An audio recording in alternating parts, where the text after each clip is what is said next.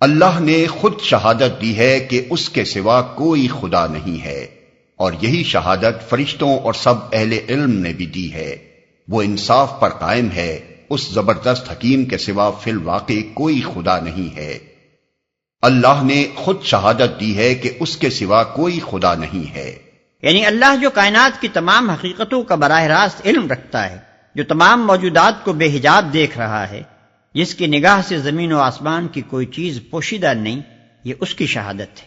اور اس سے بڑھ کر معتبر عینی شہادت اور کس کی ہوگی کہ پورے عالم وجود میں اس کی اپنی ذات کے سوا کوئی ایسی ہستی نہیں ہے جو خدائی کی صفات سے متصف ہو، خدائی کے اقتدار کی مالک ہو اور خدائی کے حقوق کے مستحق ہو۔ یہی شہادت فرشتوں اور سب اہل علم نے بھی دی ہے۔ اللہ کے بعد سب سے زیادہ معتبر شہادت فرشتوں کی ہے،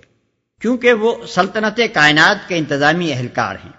اور وہ براہ راست اپنے ذاتی علم کی بنا پر شہادت دے رہے ہیں کہ اس سلطنت میں اللہ کے سوا کسی کا حکم نہیں چلتا، اور اس کے سوا کوئی ہستی ایسی نہیں ہے جس کی طرف زمین و آسمان کے انتظامی معاملات میں وہ رجوع کرتے ہوں۔ اس کے بعد مخلوقات میں سے جن لوگوں کو بھی حقائق کا تھوڑا یا بہت علم حاصل ہوا ہے، ان سب کی ابتدائے آفرینش سے آج تک یہ متفقہ شہادت رہی ہے کہ ایک ہی خدا اس پوری کائنات کا مالک و مدبر ہے۔ اللہ کے نزدیک دین صرف اسلام ہے۔ اس دین سے ہٹ کر جو مختلف طریقے ان لوگوں نے اختیار کیے جنہیں کتاب دی گئی تھی، ان کے اس طرز عمل کی کوئی وجہ اس کے سوا نہ تھی کہ انہوں نے علم آ جانے کے بعد آپس میں ایک دوسرے پر زیادتی کرنے کے لیے ایسا کیا، اور جو کوئی اللہ کے احکام و ہدایات کی اطاعت سے انکار کر دے، اللہ کو اس سے حساب لیتے کچھ دیر نہیں لگتی۔ اللہ کے نزدیک دین صرف اسلام ہے، یعنی اللہ کے نزدیک انسان کے لیے صرف ایک ہی نظام زندگی اور ایک ہی طریقہ حیات صحیح و درست ہے، اور وہ یہ ہے کہ انسان اللہ کو اپنا مالک و معبود تسلیم کرے اور اس کی بندگی و غلامی میں اپنے آپ کو بالکل سپرد کر دے، اور اس کی بندگی بجا لانے کا طریقہ خود نہ ایجاد کرے، بلکہ اس نے اپنے پیغمبروں کے ذریعے سے جو ہدایت بھیجی ہے ہر کمی و بیشی کے بغیر صرف اسی کی پیروی کرے۔ اسی طرز فکر و عمل کا نام اسلام ہے، اور یہ بات سراسر بجا ہے کہ کائنات کا خالق و مالک اپنی مخلوق اور رعیت کے لیے اس اسلام کے سوا کسی دوسرے طرز عمل کو جائز تسلیم نہ کرے۔ آدمی اپنی حماقت سے اپنے آپ کو دہریت سے لے کر شرک و بت پرستی تک ہر نظریے اور ہر مسلک کی پیروی کا جائز حقدار سمجھ سکتا ہے، مگر فرمانروائے کائنات کی نگاہ میں تو یہ نری بغاوت ہے۔ آپس میں ایک دوسرے پر زیادتی کرنے کے لیے ایسا کیا۔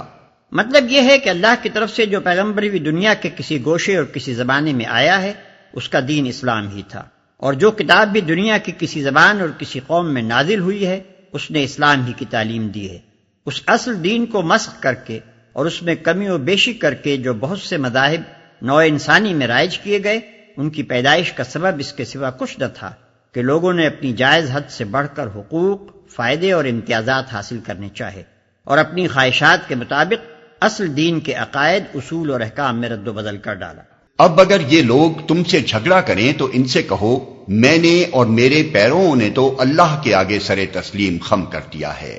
پھر اہل کتاب اور غیر اہل کتاب دونوں سے پوچھو، کیا تم نے بھی اس کی اطاعت و بندگی قبول کی؟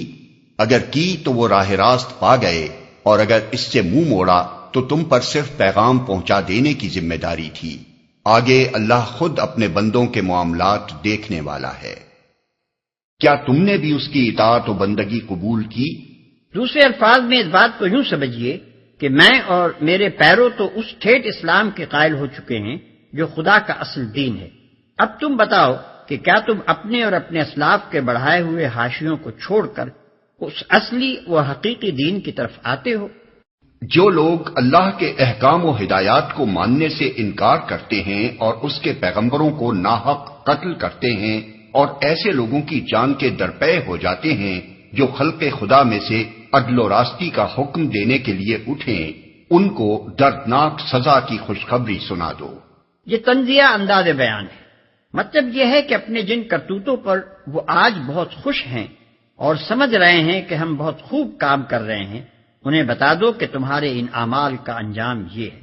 یہ وہ لوگ ہیں جن کے اعمال دنیا اور آخرت دونوں میں ضائع ہو گئے، اور ان کا مددگار کوئی نہیں ہے۔ یعنی انہوں نے اپنی قوتیں اور کوششیں ایسی راہ میں صرف کی ہیں جس کا نتیجہ دنیا میں بھی خراب ہے اور آخرت میں بھی خراب ہے۔ یعنی کوئی طاقت ایسی نہیں ہے جو ان کی اس غلط صحیح و عمل کو سفل بنا سکے یا کم از کم بدانجامی ہی سے بچا سکے۔ جن جن قوتوں پر وہ بھروسہ رکھتے ہیں کہ وہ دنیا میں یا آخرت میں یا دونوں جگہ ان کے کام آئیں گی، ان میں سے فی الواقع کوئی بھی ان کی مددگار ثابت نہ ہوگی۔